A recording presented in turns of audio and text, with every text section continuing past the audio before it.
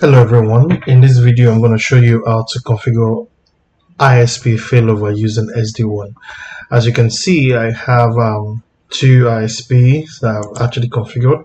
Here ISP1, ISP2, and you can see there's some traffic going on, upload, download. Now I'm going to show you what I've done basically. What I've done is to make sure that my ISP1 and my ISP2 interface are configured. Now, your IP address definitely will be different from my IP address in your case. In my case, this is what I'm using for my WAN IP and my LAN IP. My two WAN IP, this is what I'm using. Then I created a zone whereby both of them are actually included in the zone. And then under SD WAN, this is the zone that I have, which is called the outside zone. I'm going to show you how to create that. I created SD WAN rule to choose which interface I prefer and based on which criteria, and I actually work with the performance SLA. There are different default performance SLA, but I created these two SLAs, and I'm actually using this ISP1 as my preferred SLA. That doesn't mean that it is the best of the tooling that I have. In fact, my ISP2 is actually better in terms of latency than my ISP1. But in terms of jitter, because as you can see here, my ISP1 is way better than that. But basically based on your preference, whichever one you want to use. So then, of course, we're going to also create a static route using any destination using the zone interface that we created. And after that, we're going to create a policy. This is the policy that I have. We're going to create a policy, which is this particular one here, which allows LAN traffic to the internet. We're going to enable NAT, and that's all basically we're just going to do. So I'm going to show you how to create that. I'm going to remove all this configuration and make it clean device, and then I'm going to show you how to set up your SD WAN. If you already have this configured before, there are things that you need to do. Let's say you already have LAN configured for you and you want to configure SD WAN. There's certain things you could do, like let's say I'm going to go through the step. I'm going to remove my policy. Now my policy is out. The next thing I'm going to do is to remove my static route. And the next thing I'm going to do is to go to my SD WAN.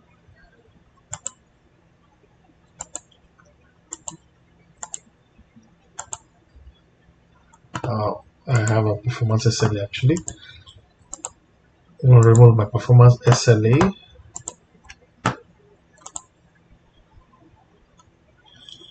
The performance SLA in my rules here. I'm going to remove that rule. I'm going to go back to performance SLA, remove the performance SLA. Then after that, I'm going to go back to zones. Then I'm going to remove the ISP's interface from the zones. Notice that this has to be done in sequential order, because sometimes when they are being referenced, it's not going to allow you to be able to remove them. Notice I can't remove this simply because I already have that created as a zone. This is a zone, so I'm going to have to remove the zone as well. So I'm going to go back to interface here, and I'm going to go to zone here. I'm going to remove. Okay, those two are gone. So here I can actually delete that zone out of it. That's I have an error. Give me a moment. Yeah, one other thing I noticed is I cannot delete this zone. It basically gave me an error. So what I noticed was that it's still being used by one of my policy. So this policy here is using that particular zone. So I'm just going to remove that. I'm probably just going to switch it over to this temporarily, and I'm going to remove that later. So now I can go back to that SD WAN zone. Now that zone deleted, so that's easy, which basically deletes it also from there. So you can delete it from here or from SD WAN. So now that's what I was talking about when it comes to referencing. So you might actually look at your reference here. If you see here, there are two things that is referencing. There's a zero thing that is referencing this. So if this zero means I can basically delete this line. If there are two things, it means I have to remove those two things that are referencing it before I can actually remove that interface. That's basically what this referencing means. Now, the next thing I'm going to do, or the first thing I'm going to do, is to set up my SD WAN. To set up my SD WAN, you have SD WAN member, SD WAN zone. I'm going to create a zone. You can call this zone over underlay, outside zone, whatever kind of zone you want. I'm going to use outside in my own case. Now you can see I can't really add a member. Now you'll be wondering, why can't I add a member? Because the first thing I need to create will be to create the members. So I've already created the zone, but I can't add any member. So I'm going to come back here and create the SD WAN member. So here, the first member I'm going to have is my SD WAN. I'm going to leave every other setting the same, but I'm going to choose the SD WAN to belong to the outside zone. Or I can just leave it the default way first. I'm going to show you either way, so I'm going to leave it this way. Click OK. Now, one thing you notice is that interface I created is automatically on that desk.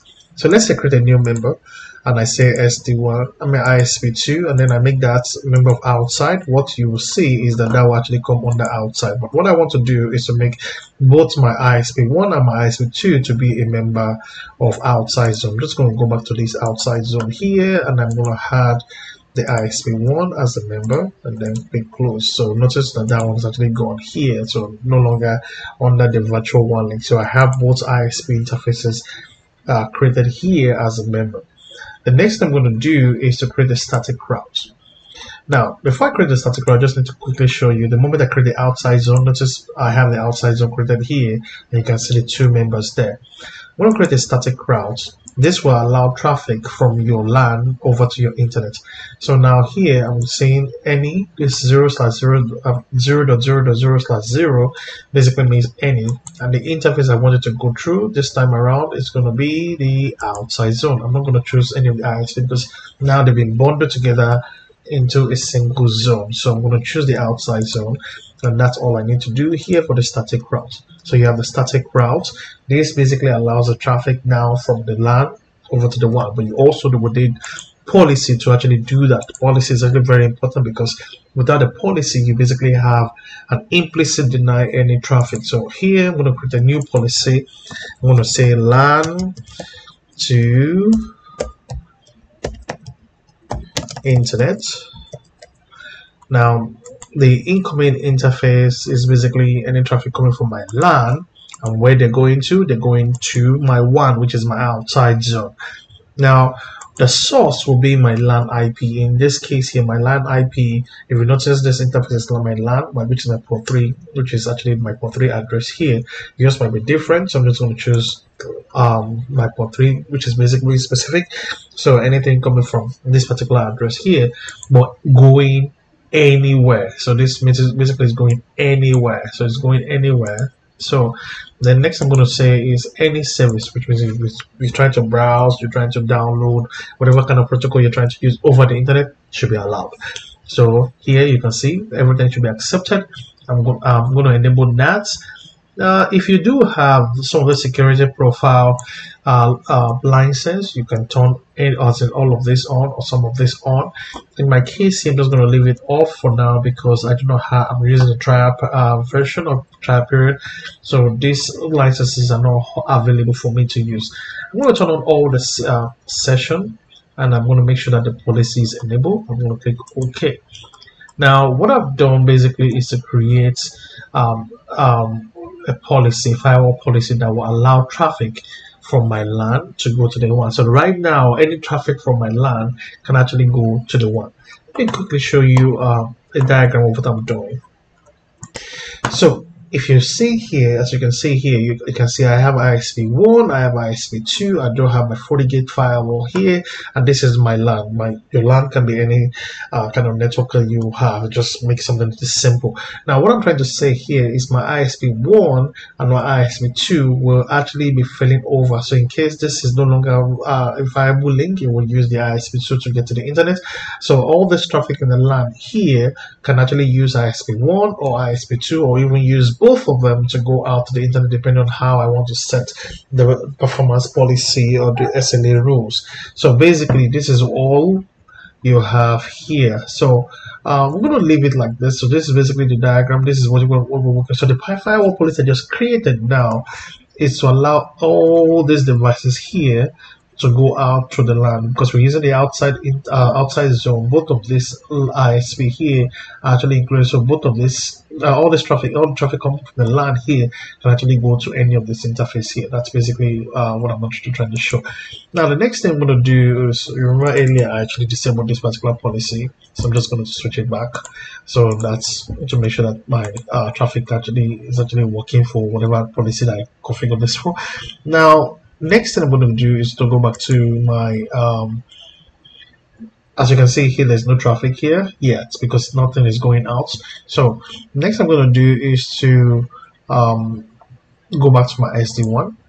Then I'm going to, as you can see, it shows that basically most of the traffic I'm having is basically going through my port 1. I haven't configured any performance SLA. Now this is basically using bandwidth. The volume of byte received is majorly on higher volume is on port 1 and less volume is on port 2, and then the session we have more active session on port 1. This basically will be changing based on whichever link. This is actually trying to balance this over. So if I go to my PC, for example, let me open a terminal.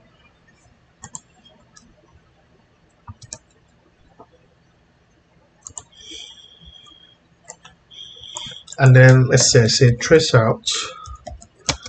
Let's say google.com.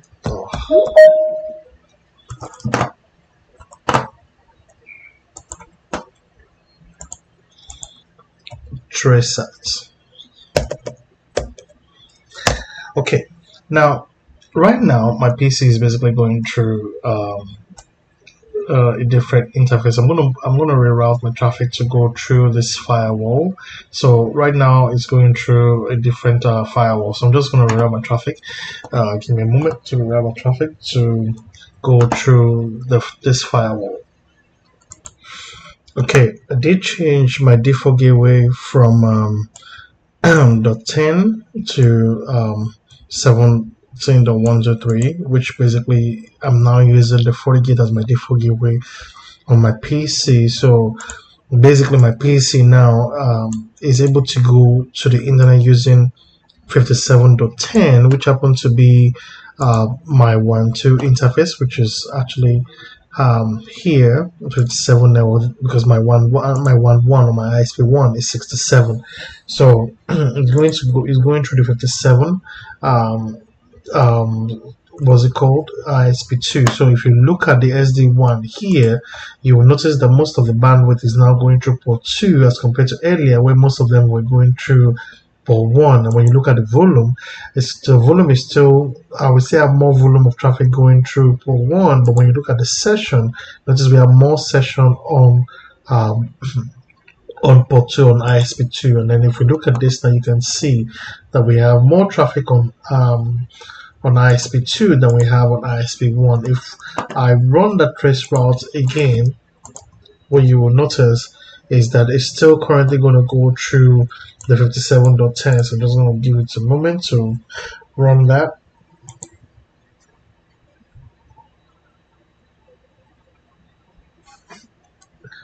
Let me try that again. I probably just messed it up. Okay, yeah, it's running now. Now you can see that it's already going through 57.10. So what I'm going to do is I'm going to create a performance SLA, and I'm going to create an SD WAN rule that actually will move the traffic from 1.1.2 over to 1.1. So first I'm going to do the performance SLA. Now there are different performance SLA. We could use AWS to test. We could use default DNS, which is Google DNS, and other kind of DNS. We could do, I think this is 40net. So we could use Gmail to test. We could use Google to test. Google Search to do. We could use Office 365 to test as well. If you click on edit here, you could actually just specify the member. So you can say, okay, I want what's it called, ISP1 to participate, or you could just even use both of them if you want, but I prefer to create my own what's it called, SLA. So I'm going to create an SLA. I'm going to say ISP 1 SLA. I'm going to use ping. You notice that they have DNS. You can use HTTP. I'm going to put it in active mode. I'm going to be pinging 4.2.2.2, or I could just be pinging 8.8.8.8, or I could be pinging a different DNS. I'm just going to ping 4.2.2.2, and I'm going to set my participants to be my ISP1, and then I'm going to set my target SLA. The latency, we can actually set the latency whatever kind of latency you want. I can say, okay, I want my latency to be 3 milliseconds. My jitter, you could set your jitter. I can say, oh, I don't want my jitter to be more than 1 milliseconds, but I do not want any packet loss. So 0 packet loss. Now, what I want to do is, okay, I can check the interval. It will be checking it at 500 milliseconds interval. Now, what I have here is failure before inactive. How many times do you want it to time out before it declares this particular ISP1 link inactive? I can say I want it to time out 3 times. You can do it 5 times, but I want it to time out 3 times. And then when does it restore the link? It will restore the link after 5 checks. So here is how to create the SLA. So here, this is the first SLA we've created, and I'm going to create a new SLA for ISP2, but I can just leave it there. But I'm going to create an ISP2 SLA as well, so we can compare both of them. ISP2 SLA. I'm going to use ping, and I'm going to be pinging open DNS. I'm going to specify ISP2. I'm going to set the SLA. This time around, I can just say, okay, I want this one to have a higher latency. I can say, okay, my latency should be 10, my threshold, my jitter threshold should be 5, but zero packet loss. I also don't want more than 3 fail time, and I'm going to click on OK there. So basically, you can see I have SLA for ISP1 SLA, and I have ISP2 SLA, and this is basically the results. So now I'm going to create let me go back there. Notice that we have good result now. Now I'm going to create an SD WAN, because by default you have an implicit deny. So I'm going to create an SD WAN rule for preferred ISP.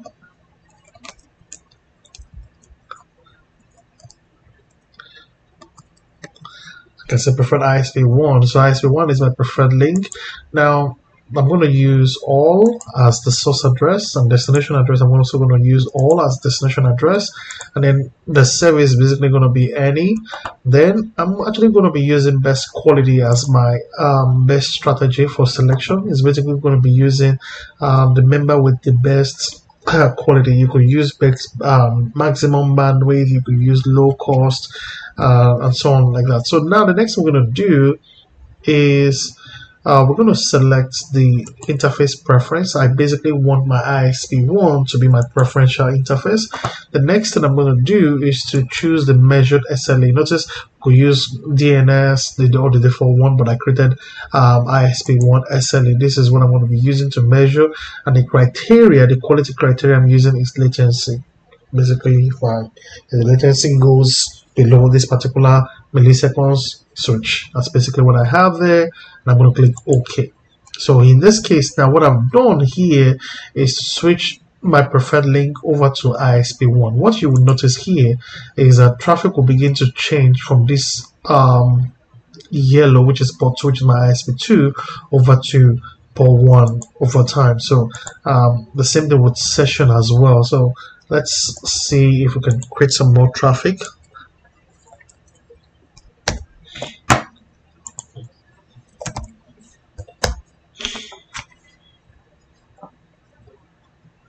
So basically, what I'm just doing is create some traffic on my network.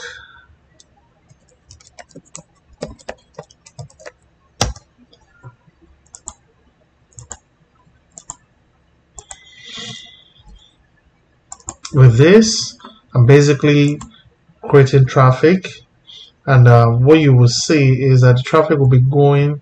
You'll be having more traffic on what's it called? The ISP, primary ISP link, as you can see. You can see that this already overtook what we have here as compared to what we had earlier. So I'll just push more traffic over through ISP1, and then when we go through the volume, notice this, that has changed. When we go through the session, that has also changed, because we basically switch over our preferred link from ISP1 to ISP2. Now let me show you this. Remember when we do that trace route earlier, earlier it was going through 57, but when we did the SD WAN rule, notice it's going now through 67. So right now is going through 67, which is my ISP1. Now, how would you know if this link is filling over correctly? You could actually disable the ISP1 and then see if the traffic goes over to ISP2. So I'm going to go back to, let me run a ping. Now I'm running a continuous ping, and I'm going to go to my interfaces. I'm going to disable my 1.1, and I'm going to open back the ping. Notice it's still pinging. Notice that didn't still fail. The ping still continues despite the fact that ISP1 is disabled. If I disable ISP2, the link is actually going to fail. So let me break this and then do that trace route again. Notice it's going to switch automatically over to 57. So I'm waiting for that to come up. Watch this. Notice that switch over automatically to 57. Now I'm going to break this. I'm going to turn back on my ping, and I'm going to enable back port 1. As you can still see, it's still going on. Well, every time I click, it basically breaks the sequence. Now, the ping is still going on. If I go back and do my trace route, what you will notice, watch this.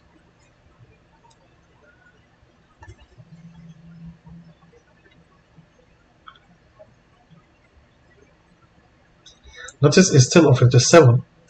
We're going to give it a time, as we're going to give you some minutes.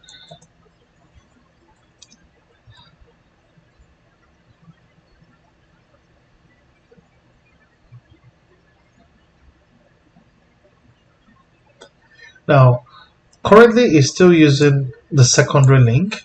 Now, what I will do is just give it a moment. You see, automatically it will just basically switch over back because of the SLE setting with sets. It's going to switch over back. So I'm going to try it again. This basically checks every 500 milliseconds. That's actually so I have to wait for those things to actually go. Notice this automatically it switched over back to 67. Now it took a while, but because of the performance SLE that we do have, that let me show you what we have here. That says that it will check it at 500 milliseconds. So basically, it's going to say, okay, let me wait 500 milliseconds before I check if the link has been restored, and it's going to check the link 5 times to see 5 successes. So once it does the five times check again after the checking interval, this is basically more like the wait time, and then after it checks 5 seconds, as in 5 times, we're like, okay, now I'm good. Now the link can actually take over as the primary link. So automatically, you notice the link actually came back online as the primary link. So let me break that and then try that again. Notice, oh sorry, I made a mistake there. Notice it's still going to be the primary link.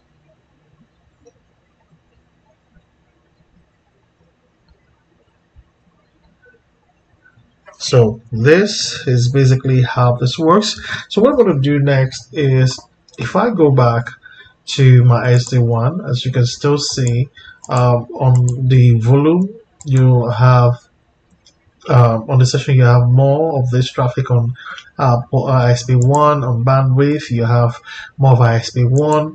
Though on volume, in this case you have more of ISP2. Let's try and increase this. You can see this is what we have. So let's try and create more traffic again. Let's see. I'm going to refresh this, and I'm going to refresh this as well.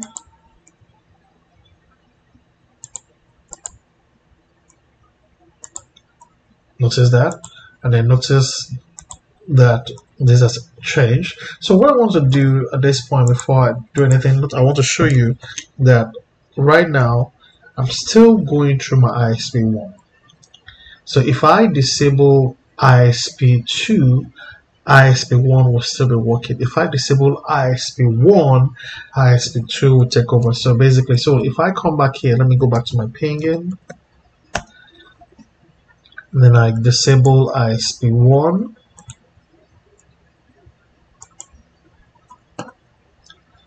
Notice my pinging is still going on. But if I disable ISP2, watch this. Notice that both of them have failed. And then let's say I re-enable back my ISP1.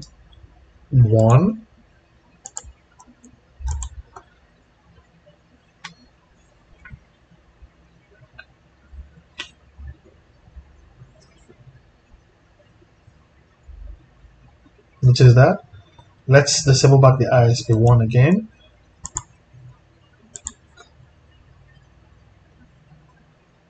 See that? Let's enable ISP2.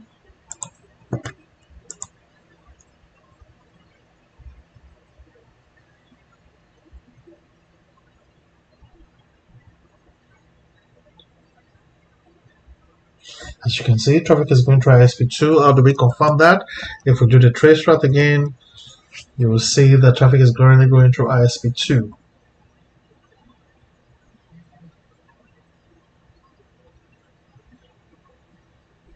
Notice that. And then when the traffic comes back online, let's say when ISP1 comes back online, the traffic will go through ISP1. Now, let me quickly run some traffic over this, run some speed tests. And then if I go back to my SD WAN, and then I go back, I'm waiting for traffic to go over that. Go over to my my outside zone. You basically will see traffic go over this. I'm waiting for traffic to actually go over that link. Let me see. Okay, good. So we have traffic going over there. So here, let me try and refresh that page. Notice there's nothing going through ISP1 at the moment. It's basically disabled. Notice ISP2 is what we're having the traffic on, and then that's same thing with session, volume and session. Everything is basically ISP2. So if we turn back ISP1 back online, it will basically take a while for ISP1 to take over from ISP2. Let me break this. We can still ping.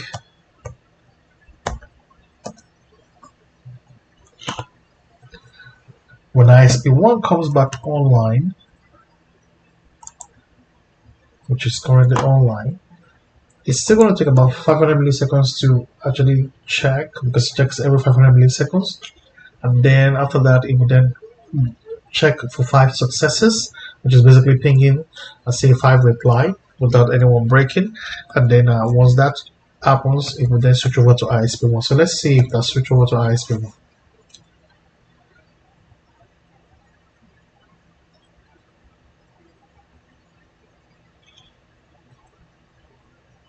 Now to switch over to ISP1, let's move some traffic on ISP1.